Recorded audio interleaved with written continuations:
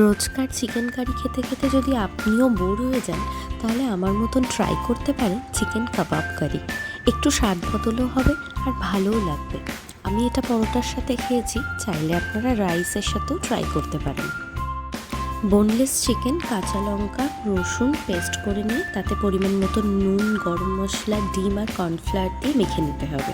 তারপরে সাদা তেল গরম করে এরকম ছোট ছোট টিকিয়ার আকারে গড়ে নিয়ে ভেজে তুলে নিতে হবে। অল্প আছে ভালো করে 2 পিঠ ভেজে নিলাম। এরপর ওই কড়াইতেই সর্ষের তেল দিয়ে দেবো আদা রসুনের পেস্ট। আদা রসুনের পেস্টটাকে একটু ভালো করে ভেজে নিতে হবে। কাঁচা গন্ধটা চলে যাওয়ার পরে একটা টমেটো আর একটা পেঁয়াজের পেস্ট করে রাখা আছে, সেটাকে দিয়ে দিলাম। এবারে এই মশলাটাকে খুব ভালো করে কষিয়ে নিতে হবে। মশলা কষানো হয়ে গেলে পরিমাণ মতন হলুদ, লঙ্কা গুঁড়ো, একটু কাশ্মীরি লঙ্কা গুঁড়ো দিয়ে জল দিয়ে ভালো করে কষতে হবে।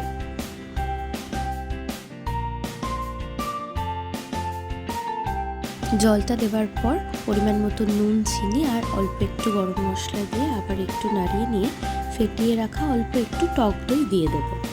টক দই দিয়ে আবার একটু নাড়িয়ে নিয়ে পরিমাণ মতন জল দিয়ে একটু ফুটে এলে কাবাবগুলো দিয়ে দেব।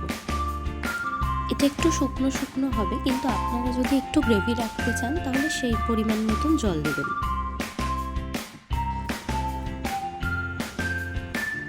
এরপরে অল্প একটু কাসুরি মেথি নিয়ে উপর থেকে ছড়িয়ে দেব, তাহলেই আমাদের কাবাব কারি রেডি।